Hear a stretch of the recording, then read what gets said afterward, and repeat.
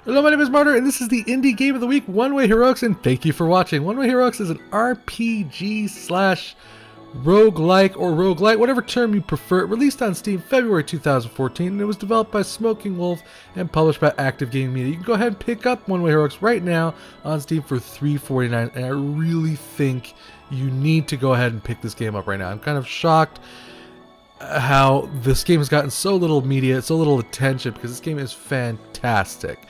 The game does have one goal though, is don't get caught by the darkness behind you, or simply simplified, keep moving right. It isn't that easy though, as all the environments are procedurally generated. You might not run into the same thing twice. You might run into a pack of wolves or a big golem or dragon that's going to kill you in about a shot. There is random events as well, a crash of lightning, there could be a horde of skeletons. There's a lot of things going on in this game. The goal is kill the demon lord, at least at first. The game has a ton of features, so let's get into it. I've been playing the game for about an hour and a half now. Also to mention, the game does not support 16:9 resolution as far as recording goes, so if the game has a little bit of stretching, I apologize in advance. The game looks really good though when you own the game itself and when you're playing it, so just for now, ignore the little bit of the stretching that's going on. We're going to start with the options here. There's a lot going on in this game. Like I said, there's a whole host of features here. The game does have controller support if you want to play it with that. It also has a lot of online features, which we'll be getting to here in a second. Like I said, it is an RPG, and it does have some customization features as a roguelike should. You could choose your name, you could choose your class, which I believe there is about 8 classes in the game. Don't quote me on that. There could be more. I'm pretty sure there probably is. I'm pretty sure there's 8. And each one does play very distinctly from all the others. Swordmaster does not play like a knight does not play like a hunter. Swordmasters are kind of your characters that are going to be trying to do, I guess you could say, out DPS to your opponents, out damage them before they kill you by kind of striking them faster than they strike you. A knight is your stand toe-to-toe right there in front of the enemy, bashing them, they're bashing you type of character. This is kind of my preferred character because I'm still kind of new to the game, still learning the ropes. If you press right or left though, you can kind of change the little chibi avatar, so you can be female swordmaster or you can be a female knight or whatever have you. The hunter is a class I recently unlocked, and you can unlock these classes by doing certain things inside of the game, but we'll get a little bit more into that later. The hunter has a very distinct style of play that I have not mastered. They are a ranged combatant, and it's very difficult to play the hunter because they're so squishy. Once something gets in your face, you're usually toast. But that's ranged combat is a massive bonus in this turn-based game. I'll be playing the knight because that's just my preferred class. You also have access to perks, and to start, they're kind of very simplistic as far as just plain old stat upgrades, and each stat does its own very important thing. It's all very well explained to you there, little pop-ups, but eventually you start unlocking other perks, like Survivor and Master of Unlocking. Survivor gives me an extra 30 hit points, and Master of Unlocking gives me a bonus to unlocking chests. And you're going to be running into a lot of these. So I kind of always try to roll with Master of Unlocking. You don't have to if you don't want to. You can pick whatever perks you like. I don't know if there's a way to get more perks. There might be and there might not be. I'm not completely sure. Like I said, I've only been playing the game for about an hour and a half. So as you can see, that's kind of the setup I roll with. I roll with Strength, Survivor, and Master of Unlocking. Let's get the game going here. Once you pick your character and your class and all that, you get to come to this screen right here. This screen kind of lets you pick the world that you'll be playing, and like I said, all the worlds are procedurally generated. So you can create random seeds. You basically can go, well, I want to paint a random world today, or I want to manually input a world, which is what I did. I created the Dimension of Martyr, and I've played that for quite a while now. I've gotten 288 kilometers into the world of Martyr. And there is also other worlds that the game generates for you from the, I guess you could say, the developer. This one lets you play with other heroes. This one lets you journey with the king. This one basically makes you fight powerful demons. It's kind of like a survival world, but you get better rewards. And this one is also kind of gain more experience, but you're going to be facing tougher enemies. And it kind of keeps things fresh. You don't have to just play the same universe. You can play different worlds, and they're all different and have their own layouts and dungeons and loot and maybe even monsters. So whenever you create a random world, which is what we'll be doing today, you're going to be brought to this little decision, which is walk in the park or afternoon stroll. The Demon Lord appears at 400 kilometers, no partners, weight limit plus 10. This is kind of deciding, not going to say difficulty, but the way that the game will work. Like I said, the goal is to defeat the Demon Lord. So in afternoon stroll, the Demon Lord will appear at various intervals and you'll fight him. If you can defeat him, good for you. But he might also kill you. And there'll be like a clock on the top right. So we're going to go ahead and actually play with afternoon stroll so that way you can get an idea of what that's like. Right here, there is a little bit of a tiny story to this game. It's not exactly the focus of the game, though. Martyr. Somehow my body should have been swallowed by the darkness, which returned to me in one piece. Actually, maybe just one piece. My memories made of my old body are already fading. Every time you die, you kind of talk about how you died before. And that's all I have to say about that. Brilliant, King Victor. Yeah, he's a different kind of King Victor. It is only a small token, but allow me to bestow a few items to help you enjoy a few simple healing items of medicine herbs.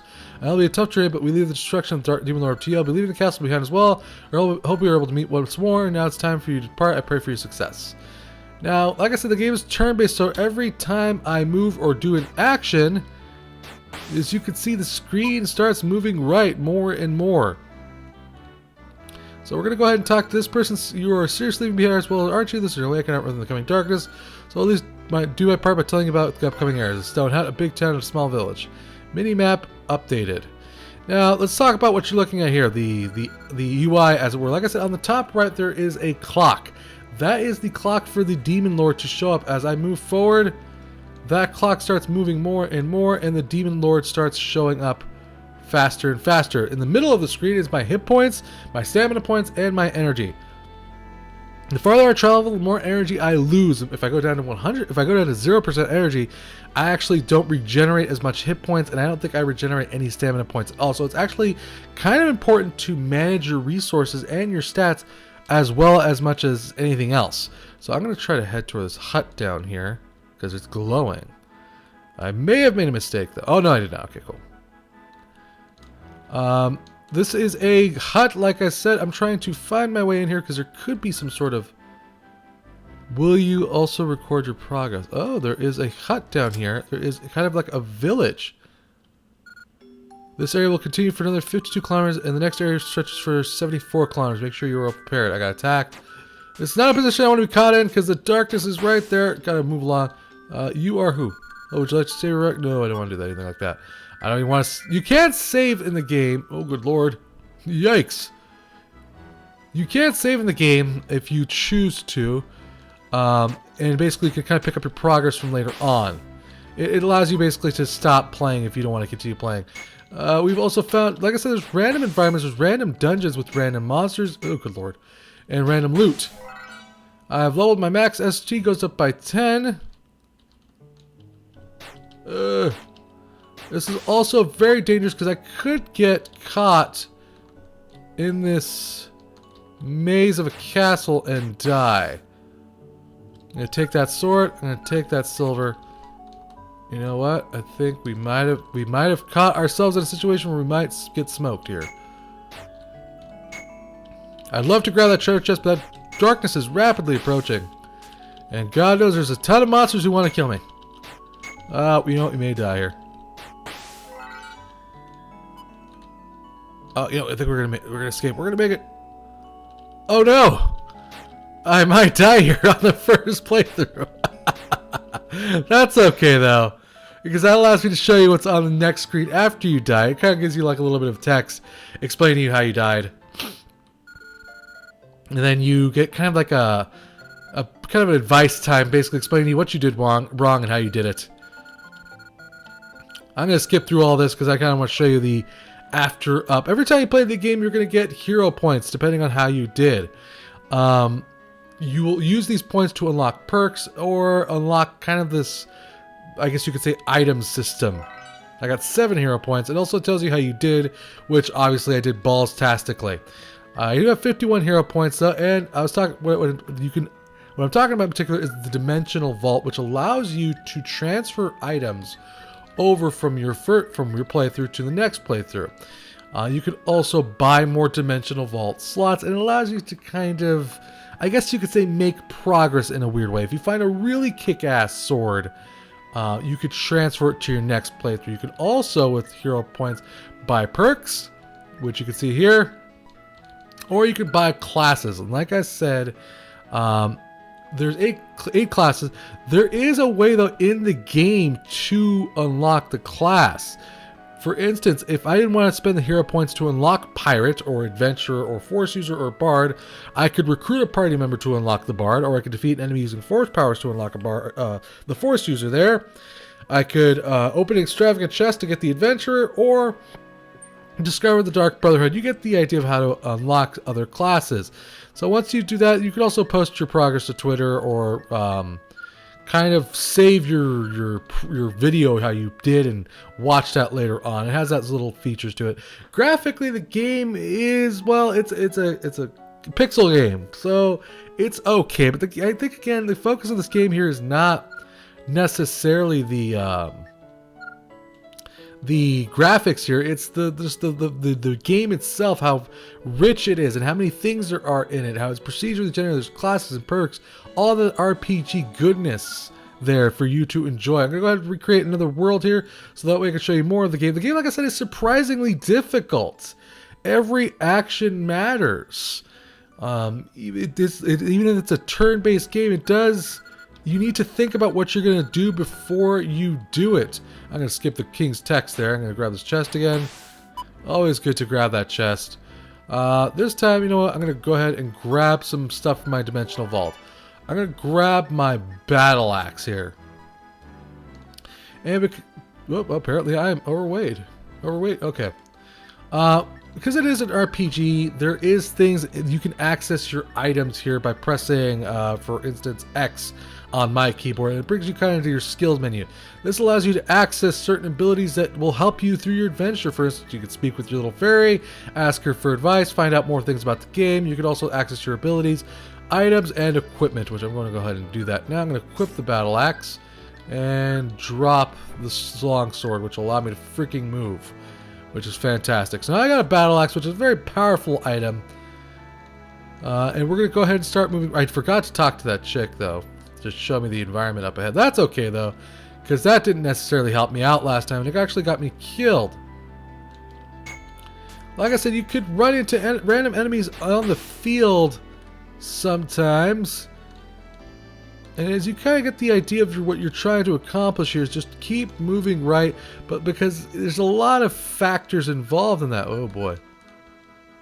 You know what? I'm not going to be able to get in there in time, I don't think.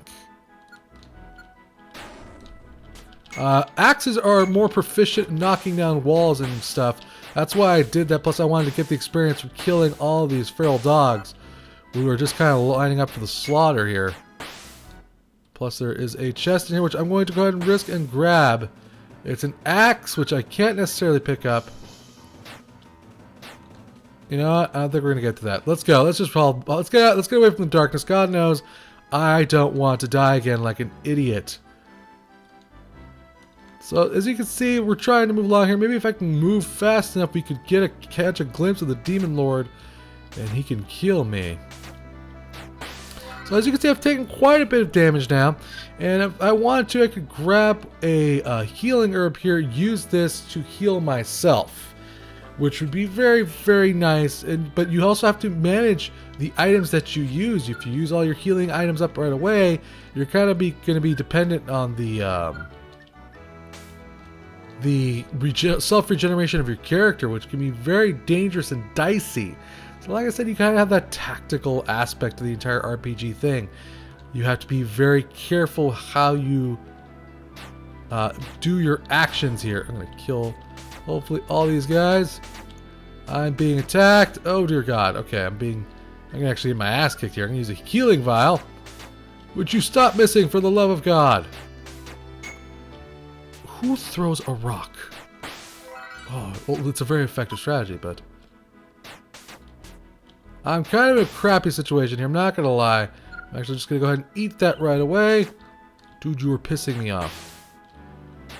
Alright, we got some silver here, which we can use to go ahead and buy some more items.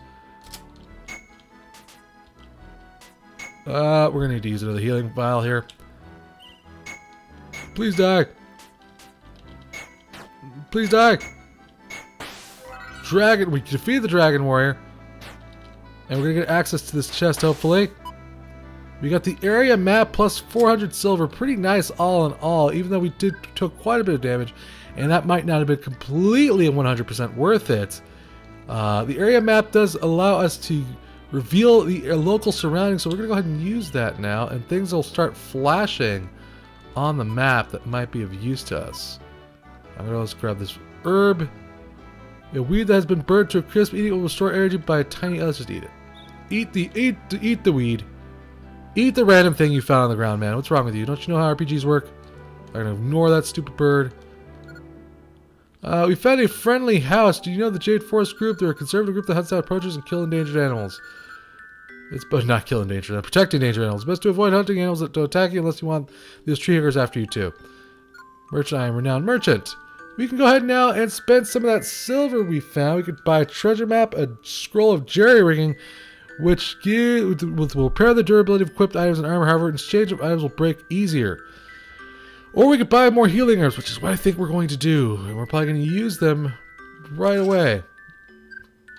We're going to drop these stupid stones.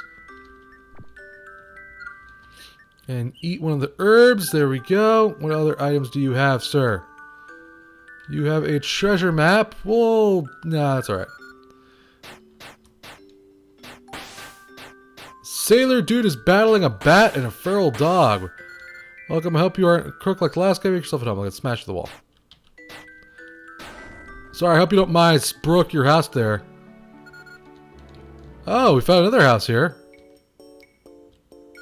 Just try and hurt one of the villagers. We'll make sure they regret it. Otherwise, you consider us good friends. Please rest, relax. Healing herb. We'll pick it up. We'll be a little bit overweight. But that's okay, because I'm going to eat it. Actually, I'll eat the scorched bud. Who are you? Tough for praise. I'm great. I will identify all items for measly 500 silver. No, I don't have any items for you to praise, sir. Jewel the Hunter Guard. Alright. Can we hire one of these guys? Arms dealer. Woohoo, I love armor. Oh, this is very lucky. I've actually never ran into these shops before. This is actually kind of my first time running into it. I'm just trying to see if there's any of these guys I can recruit for my party, perhaps. You have to get a Dark Brotherhood license. Nice. Well, anyways, you get the idea that kind of randomly procedurated towns there. And that was just a random town. I did not know that was even there. And, well, I could have bought some items, but I kind of want to show you more of the game here. Uh-oh. So, random event. Suddenly many demons have appeared. Not good. Now let's see if we can keep moving forward. I want to find the Demon Lord. If at all possible. Get away from me, stupid dog. Let's see if I can find the Demon Lord. I'm going to keep moving forward as fast as possible here. Dude, you are such a dick. Why don't you turn to the left? Alright. Getting very closer to the Demon Lord's appearance. Something is having a monster battle over there.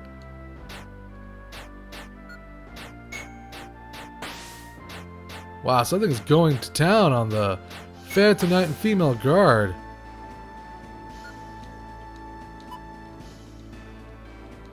Another random town. Quite a bit of towns on this seed, obviously. And we're getting closer and closer to the Demon Lord here. There's all those skeletons.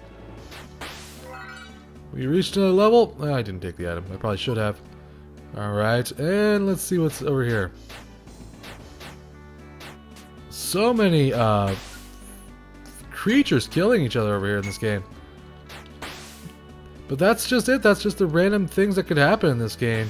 It looks like we're about to run into the Demon Lord finally. He's protected by 15 barriers. So you're the hero they're all babbling about. I'll finish you off right now before you're able to grow in strength. If you end up dying here, it just means that you were all made off. Let's go, hero. Dear God.